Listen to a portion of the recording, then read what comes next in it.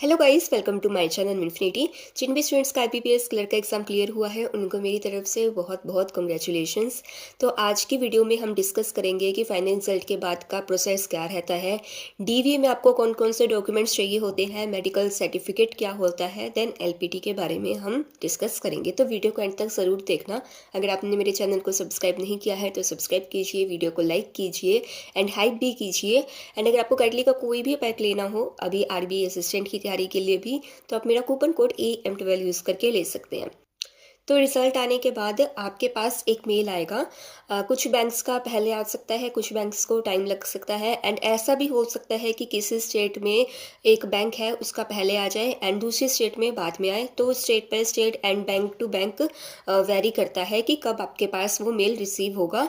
कुछ का एक हफ्ते में आ जाता है तो कुछ का एक मंथ लग जाता है। जैसे कि पीएनबी वालों ने यूपी में पहले भेज दिया एंड हरियाणा में बाद में मेल भेजा, तो ये सिनेरियो भी हो सकता है। बाकी जैसा मैंने बोला कि bank to bank and state to state vary करता है कि आपके पास मेल कब आएगा, लेकिन आपके पास मेल आएगा ज़रूर।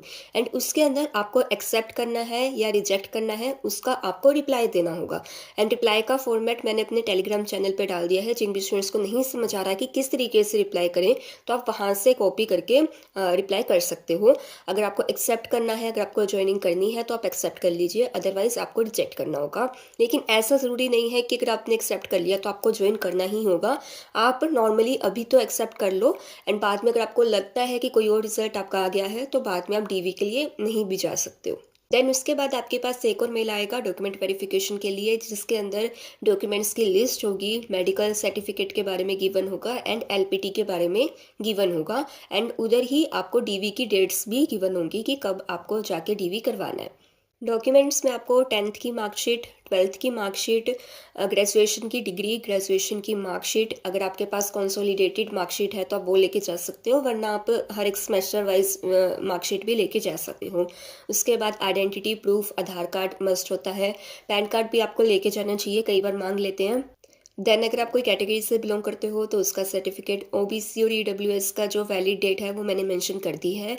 और उसके बाद सबसे इंपॉर्टेंट सिविल स्कोर, आपका सिविल स्कोर 650 प्लस होना चाहिए विद नो ड्यूज़। तो अगर आपके कोई ड्यूज़ हैं तो आप उसको पहले ही कंप्लीट कर लो।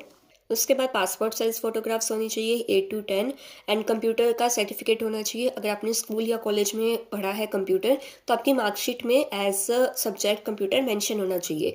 अगर आपने वहाँ पर डिप्लोमा मेंशन किया था फॉर्म फिल करते टाइम तो उसका आपका सर्टिफिकेट लेके जाना होगा। लेकिन अगर आपने स्कूल या कॉलेज मेंशन करा है तो आपको ये चीज़ ज़रूर ध्यान रखनी है कि आपके स्कूल या कॉलेज के मार्कशीट के अंदर computer as a subject mention हो। बाकी की डॉक्यूमेंट की लिस्ट मैंने दे दी है तो आप यहाँ से देख सकते हो। नेक्स्ट हम बात करते हैं कि मेडिकल का क्या प्रोसेस होगा।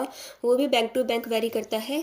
तो दो तरीके से मेडिकल का प्रोसेस होता है। जब आप डीवी करवाने जाते हो तो वहाँ पर आपको लेटर दे देते हैं एंड एक पर्टिकुलर जगह का नाम बताते हैं कि यहाँ से आपको मेडिकल टेस्ट करवाने हैं, तो आप वहाँ पर जाते हो एंड वो लेटर उनको देते हो। उसके बाद आप अपने जितने भी टेस्ट है वो करवाते हो। उसके बाद आप वो लेटर लेके जाकर डीवी में सबमिट करवा देते हो। और कई बैंक्स में ये होता है कि आपको मेडिकल की लिस्ट प्रोवाइड कर देते हैं और आपको अपने आप टेस्ट करवाने होते हैं, कहीं मर्जी से करवाओ और उसके बाद जो मेडिकल सर्टिफिकेट है वो आप डीवी के टाइम पे सबमिट करवा दो। तो ये दो तरीके से होते हैं एंड दोनों में ही आपको अपने पैसों से मेडिकल टेस्ट करवाना होता है और कोई भी रीइंबर्समेंट नहीं होती। नेक्स्ट हम बात करते हैं एलपीटी के बारे में। तो जिन भी स्टूडेंट्स ने अपने स्कूल के टाइम पे अपनी स्टेट लैंग्वेज नहीं पढ़ी है, जिस स्टेट से आपने अप्लाई करा है, तो उनको एलपीटी देना होता है। अगर आपने अपने स्कूल में वो लैंग्वेज पढ़ी हुई है तो आपको एलपीटी देने की कोई नीड नहीं है। आप बस जो अपनी मार्कशीट है आप वो दिखा दो कि हाँ मैंने 10th क्लास में ये लैंग्वेज यहाँ पर पढ़ी है।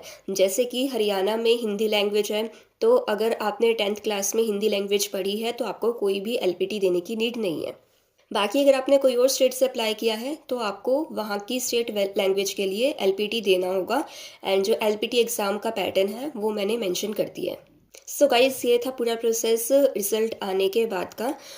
बाकी कोई और डाउट्स हो तो आप कमेंट सेक्शन में पूछ सकते हो। जिन भी स्टूडेंट्स को जानना है कि कौन कौन से मेडिकल टेस्ट होते हैं तो मैंने एसबीआई क्लर्क के लिए मेडिकल टेस्ट की लिस्ट दे रखी है, तो आप वो वीडियो में जाके देख सकते हो। उससे आपको एक आइडिया लग जाएगा कि ये टेस्ट होंगे एंड इतना आपका खर्चा आएगा।